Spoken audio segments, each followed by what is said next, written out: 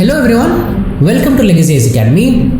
Yesterday, in the state of Chhattisgarh, a very horrific event happened where 10 security personnel were killed in a IED blast, that is Intensive Explosive Devices, IED blast that was implanted by the Maoists or also called as Naxals. So in this video, we will be talking about what is this particular event that happened and how did the state and also the center react to this particular incident and how far has Chhattisgarh reached in tackling the Naxalism or also Maoism when compared to the neighboring states like Odisha, Andhra Pradesh and West Bengal. Okay. At the end of the video, we will also be talking about what is this Naxalism all about and when did it actually start.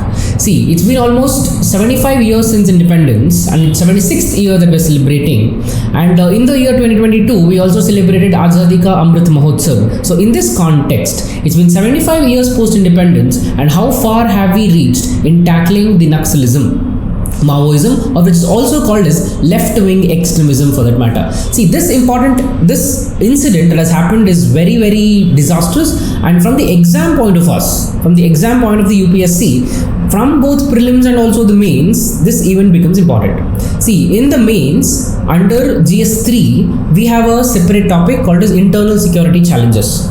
Under the internal security challenges, the Naxalism or the left-wing extremism is something that we will have to talk about. Okay, so this can be used as a case study and also as an example for people who are writing 2023 prelims and who are hoping to clear 2023 prelims, so that they would be using this information in their GS3 answer. So let's start. What is this all about? And in today's newspaper, that is 28th April 2023 newspaper, we have an article that is Mindless Violence, the Maoist attack in South Bastar. Okay, Bastar is a province, it's an area where we have, under South Bastar, we have a district called as Dantewada district. Okay, so this particular Maoist attack happened in the Dantewada district.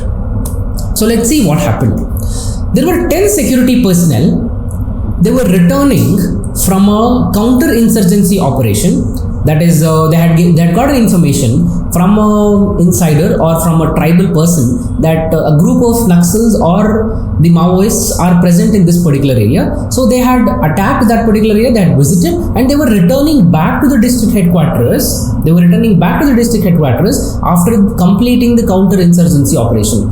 On the way back, you can see the images here. On the way back, if you have seen the newspaper yesterday, you would have seen that the entire road, there was a huge crater that had formed at the center of the road, which means the IED, intensive explosive devices that were blasted, was so much in quantity that the entire road, a huge crater got created. Okay, so the tip of that had got the Maoist attack could have been a trap and points to a possible intelligence failure, which means that the insider information that the security personnel had got might probably be a trap by the Maoists in order to get the security personnel out of the district headquarters. Okay, so this is what happened, and it is very horrific to just imagine that the 10 security guards, 10 security guards were killed on the spot after this particular event. See, if you look at the map of Chhattisgarh, if you look at the southern Bastar district or the Dantewada, South Bastar area and also the Dantewada, you would see somewhere here which shares the border also with Visakhapatnam, that is Andhra Pradesh, and the Naxalism as such was present in all these neighboring states including Odisha, Andhra Pradesh, parts of West Bengal and also parts of Madhya Pradesh and Jharkhand. But as of now, we can see that the one-third Naxal attacks are just in the state of Chhattisgarh. There are a lot many reasons to it. Why Chhattisgarh is an epicenter of the Naxal attack? There are a lot of reasons to it. But if you look at the geography of the Chhattisgarh, okay, there are two important things to focus on. One is the large forest cover that it has, and also a large amount of the natural resources that are present in Chhattisgarh. So these two important reasons, and also the poverty amongst the tribal areas, or also the misgovernance or the governance not being penetrated to the last mile, okay, the local self-government is some of the reasons. If you look at why Chhattisgarh is the epicenter of the Naxalism in India. These are some of the reasons that we can come up with. And from the prelims point of view, as Chhattisgarh is in news, you will have to know the capital city of Chhattisgarh, that is Raipur. Okay, Bhilai, very well known for the steel plant. And just look at this territory, the Raipur and the South Bastar, where the Dantewada or the terror attack that actually happened. It's a huge distance. Okay, so this is a huge, very huge distance. Because of this, there is a lot of miscommunication, misgovernance that is happening in the Dantewada district. Because of which the Naxals took the advantage of this, and they were successful in their mission. So how was the reaction? Okay, how did the center react and how did the state government react? See, if you look at the state government's reaction, as soon as the Naxal attack happened, the Chief Minister of Chhattisgarh, Mr. Bhupesh Baghel, came out with the press conference, and he made a statement, a very, very important statement. And he said that these are the last days of the Naxalism in Chhattisgarh. A very, very strong statement.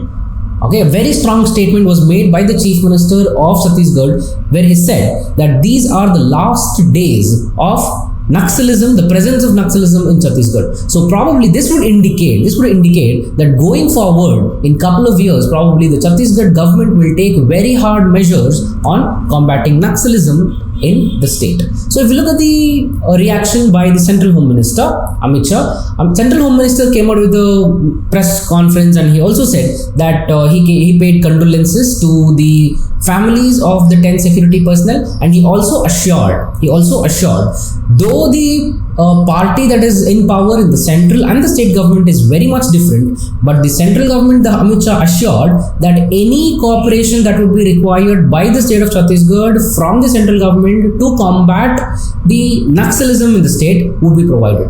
Which means the center is ready to give any cooperation in order to combat Naxalism. You can see here, the Chhattisgarh Chief Minister assured all possible assistance to the state government. Okay, so these were the strong reactions by the state and also by the center. So if you look at the Maoist strategy, yesterday there was an article in the Indian Express as well, where it talks about there was a recent data that was released by CRPF. Okay, there was a recent data released by the CRPF, and this data says, compared to 2000s, the early 2000s and the 2022, okay, 22 years gap, early 2000s, the nature of the Naxal attack, and what is the nature of the Naxal attack now? See, early 2000, what used to happen? The Naxals always targeted huge amount of security personnel. If they conducted one important insurgency operation, minimum the casualties, they made sure that it would be 100 or 120 or 150. Okay, which means one attack would kill huge number of people.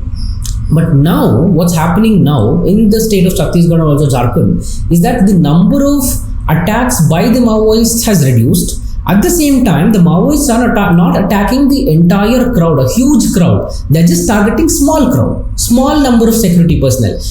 There was a bomb blast also in the month of February recently, 2023 February. There was one more attack that happened on the security personnel in Chhattisgarh itself. Even there, 7 people were killed, and here now we have in the month of April, where 10 people are killed. When you compare this strategy of the Maoists to the strategy that they were following 20 years back, it is entirely different. Okay, so this is what the officers suspect change in the strategy. The Maoist attacks have come down by 77% in 2022 compared to the high of 2010. Okay, as a result of this, the number of security personnel who are being killed is also down by 90%. You can see this table here. The Maoists killed 65 in 2019, 2022, it's 32. You can see the gradual reduce in the amount of, in the number of Maoists killed. The security personnel killed, the casualties, 20, 35, 44 and 9. Exchange of fire, 106, 108, 82 and 76. Which means 2022 we have the least number of casualties and least number of conflicts between the security personnel and also the Naxals. Maoists surrendered, okay, 311, 342, 551 and 408. Though this is not very high, but we are going in the right track.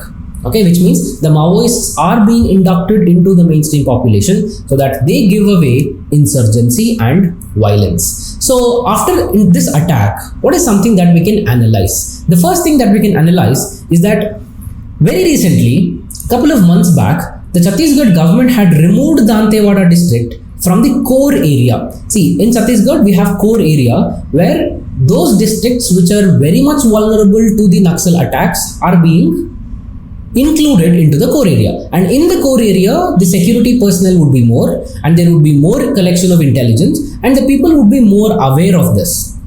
Okay, but recently Dantewada has been removed from the core area, because of which the security personnel also got relaxed and the number of people also got reduced, and this gave away a very good chance for the Naxals to plot this particular attack. So this questions the strategy that the state government is actually following. Okay, are we moving in a right track with respect to Chhattisgarh, which means Dantewada was removed recently and you have a bomb blast that happened. Second, 1/3 of the Naxal attacks happens in Chhattisgarh. I've told you already, because of the terrain, because of the improper local government, and also the amount of forest cover that the Chhattisgarh has 1/3 Naxal attacks are in the state of Chhattisgarh. And the timing, see, every year if you look at the past 5 to 6 years of data, between the months of February and June, July, okay, between the month of February and July, if you consider, the number of insurgency attacks by the Maoists is high, which means this is a time period where they actually target. Why do they target this? Because see, post-July or mid-July, we'll have the monsoon setting in, and whenever the monsoon sets in, it becomes really difficult for the Maoists to carry out such insurgency attacks. So that is the reason why they would always target this particular time period from February to June, and we knew this already. And the state government and also the central government knew this particular strategy of the Maoists. So we should have been more careful.